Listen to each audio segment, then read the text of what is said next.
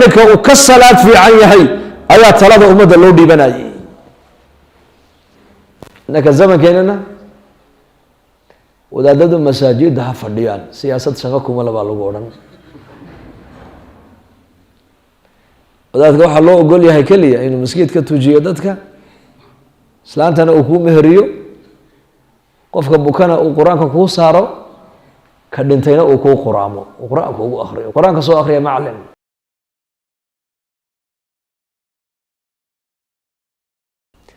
oo zamankii nabigeena calayhi salaatu wasalaam xataa madaxtinimada marka qof madax laga dhigayo salaadaa laga eegi jiray. cumar binu khadaab nin bilaa cibaadaha oo ilaahay cilaaqo aan la lahayn shaqo diineed uma dhiiban jirin, bal nebi maxamed dabadii talada ummadda ninkii qabtay abubakr sidiiq buu ahaa radia allahu canhu. abubakar talada ummadda ayaa qabtay nebiga dabadii abubakar. halkuu ka soo galay abubakar baa la yihi nebiga qarabo dhow may hayne, cali baa nebiga u dhowaa.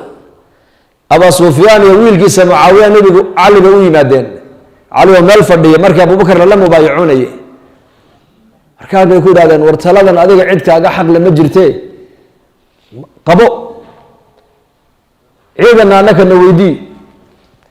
abaa sufyaan iyo markaa wiilkiisa mucaawiya diinta islaamka way ku cusub yihiin, oo 2 ama 3 sano muddo yar bay islaam yihiin markaas,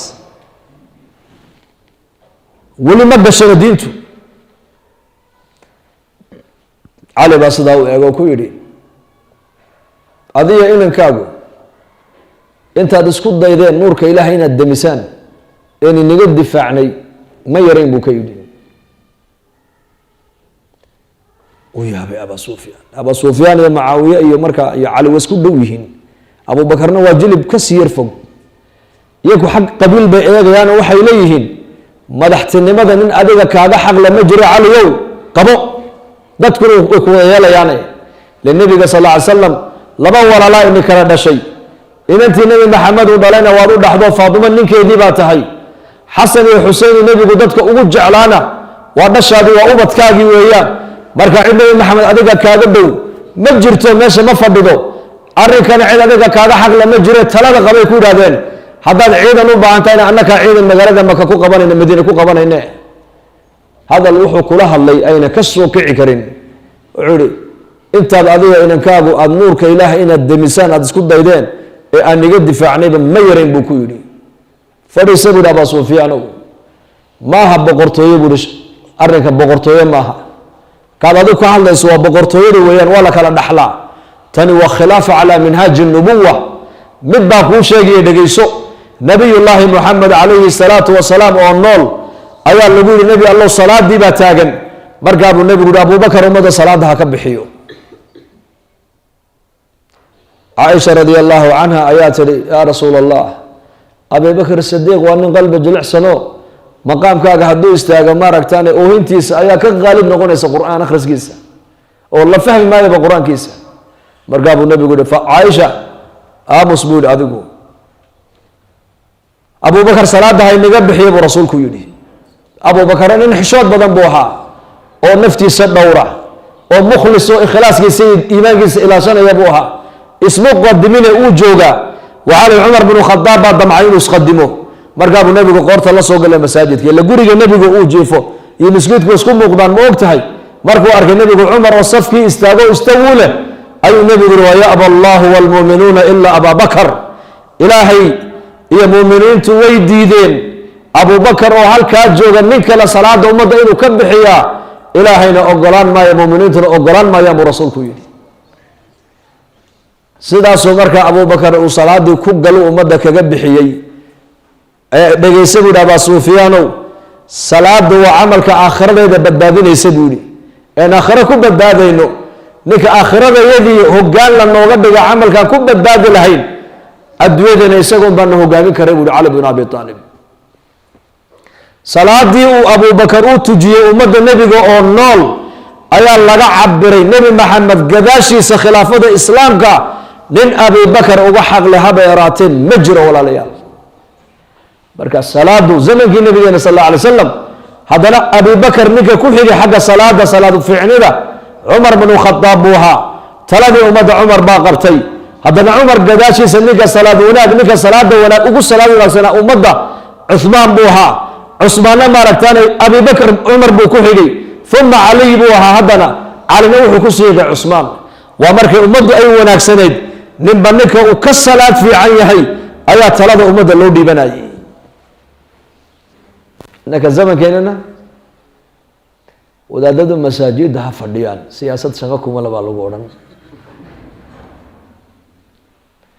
wadaadka waxaa loo ogol yahay keliya inuu maskiid ka tujiyo dadka, islaantana uu kuu meheriyo, qofka bukana uu qur-aanka kuu saaro, ka dhintayna uu kuu quraamo, uu qur-aanka ugu akriyo. qur-aanka soo akriya macalin. nolosha intii kalena waa laynoo kala saaray. faslu dawla can iddiin. niman baa intay daraaseeyeen bay idhahdeen sideed muslimiinta islaamnimada uga dhex saartaan. waxaa la yihi diinta iyo adduunyada u kala saara.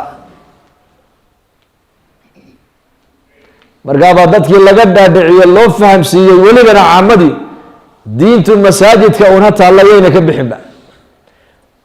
basaskan dhaadheere dadku ay fulaan buu wadaad wacdi ka jeediyey. mid baa yidhi warda meesha miskiin maaha buu ka yidhi. mid kalea meel maqaayadoo la fadhiya buu wacdi isla taagay. sheekh masaajidka nagu sugay meesha miskiin maahayna waa hotel weeyaan. nabiyullaahi moxamed calayhi salaatu wasalaam saxaabadiisa maskiidkana uu ku dhex wacdinayey, aswaaqdana uu ku dhex wacdinayey, xabaalaha dushoodana nebigu saxaabada uu ku wacdiyey. masaajidka dhexdiisana nebigu uu kula hadlay ummadiisa, oo diintuu ku baray, oo diintuu ku tarbiyadeeyey, oo qur-aankuu ku baray, oo sunnaduu ku baray. suuqa dhexdeedana nebigu saxaabadiisa uu ku baray diinta. isagoo suuqa nebigu calayhi salatu wasalaam nin saxaabada isgarab fadhiyaan ayuu nin soo agmaray. kaa maxaad odhan lahayd buu ku yidhi. waa min cudamaai quraysh, waa ragga quraysh ugu waaweyn buu ka yidhi, ugu sharaf badan. hadduu hadla hadalkiisa waa loo joogsan, hadduu gabadh cid ka doono ii guuri yidhahdo waa loo guurin, hadduu cid u ergeeni ergadiisa waa la aqbali. markaabuu nabigu aamusay calayhi salaatu wasalaam. haddana nin kale ayaa soo agmaray. kana maxaad odhan buu ku yidhi. kan waa fuqarada muslimiinta weeyaano, hadduu hadla hadalkiisa cidna dhegaysani mayso, hadduu gabadh cid ka doono gabadha cid siini mayso, haddii uu yidhaahdo maaragtaan war hebel anaa u shafeecad qaado ergadeeda iga aqbala hadduu yidhahdana ergadiisa cidna aqbali mayso. markaabuu nabigu sala allahu calayh wasalam wuxuu yidhi fawallaahi baan ku dhaartee kaa horeed arkayseena halkaa maray oo adduunka laga buuxiyey, kaa keliya muminka daciifka ilaah agtiisa ka qiimo badan oo ka khayr badan buu rasuulku yidhi. waa suuqa nebigu wuxuu saxaabadiisa ku tilmaamayuu lahaa. fikradaas waa qalad. fikradda saxdu waxa weeyaan muslimka daciifka taagta yar leh, leanna ilaahay buu cilaaqo la leeyahay, salaaduu tukadaa, iimaan iyo acmaal baa qalbigiisa ka buuxda. kaasaa arlada kii horeo arlada laga buuxiyey muuminkaasaa ka qiimo badan buu nebigu yihi. marka diintu walaalayaal waa laynoo kala saareen maante. diinteennu noloshoo dhan bay galaysaa, noloshoo dhan. cahdigii nabigeena calayhi salaatu wasalaam ka dadka ugu salaada wanaagsan leh, ka ugu qur-aan akhriska fiican leh, ka ugu qur-aan ka xaafidka ninba ninka ka qur-aan xifdisan yahay ayaa zamankii nebiga talada ummadda loo dhiibayey. ninba ninku ka naxariis badan yahay ayaa talada ummadda loo dhiibayey. cumar alfaaruuq radia allahu canhu ayaa ninbaa u yimiday oo yidhi maad aniga iga dhigtaa waalid, dowladdii islaamtu waa taballaaratee, maad anigana magaalo intoodii dhiibto aad amiir iga dhigtidaa. cumar baa yidhi waad u qalantaa, raggii diinta u soo dadaalay baa tahee, waa hagaaga beritoola ii kaale buu yihi, warqadii baan kuu qoraya aad ku shaqo tegayse. noodkiibuu markaa u diyaariye nood gobol dhan baa looga dhigay waali. ninkii wuxuu u yimid cumar bnu khadaab oo ciyaalkii isagu uu dhalay iyo kuwii dhashiisu ay dhaleen ay la ciyaarayaan oo mar dhunkanayo oo mar caynkan oo markaabuu ninkii sidaa u eeg, yaa amiir almuminiin caruurta yaryarna ma la dhunkadaa? markaabuu cumar ku yidhi ha wallaahi anu intaasoo u badaan dhalo weli midna ma dhunkan buu yidhi. markaabuu cumar ku yidhi warqadii aan kuu qoray bal soo celi uu ka qaaday, uu jaxjaaxay. oraba xaafadaada fadhiisa buu ku yidhi, naxariista reerkaagiiyo dhashay baad u naxariisan weydee see ummad ugu naxariisan buu ku yidhi. adigu seed ummad ugu naxariisan? orad naxariista gurigaaga ka soo bilow. naxariis madaxa ninka ummad tala u qabanaya salaada laga eegayey qur-aanka imsaad haysaa buu nebigu odhan jiray markuu nebigu ciidan u dirayo xaafid alqur-aankuu nebigu talada u dhiibayo uu odhan jiray calanka qaadadu marka laba nin qabri lagu wada ridayo fi ayaami aljihaad cinda almacraka waxa odhan jiray kee qur-aan in badan haya kan kaa horreysiiye buu nebigu qabriga horta kaa dhiga buu nebigu odhan jiray qur-aanku ciyaar ma aha marka diinta walaalayaal nolosheena diin baa la rabaa nolosha inaan gelino waa kala saarnay maanta waa lanoo kala saaray yaan lagu kala saarin diinta masjidka aad ku haysatid baa loo baahan yahay inaad banaanka ula baxdin diinta masjidka taalla waa diinte qofka masjidka markuu dhex joogo waa mutadayin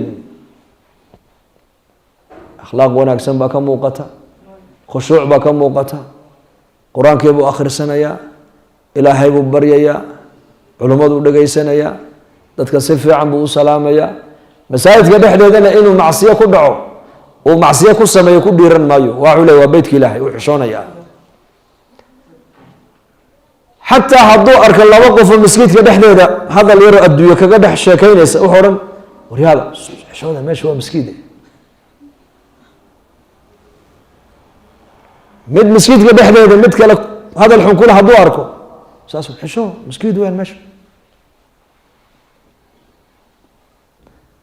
masaajidka sida aan ku dhex nahay een ilaahay ugaga baqayno iskuna ilaalinayno ayaa loo baahan yahay dibadda markaan u baxnanina saas ku ilaalino saa darteed buu nebigu sal alla alay slam cahdigiisii ummadda sida uu maskiidka dhexdeeda ugu tarbiyadaynayo ayuu banaanaday joogaan nebigu ugu tarbiyadeynayay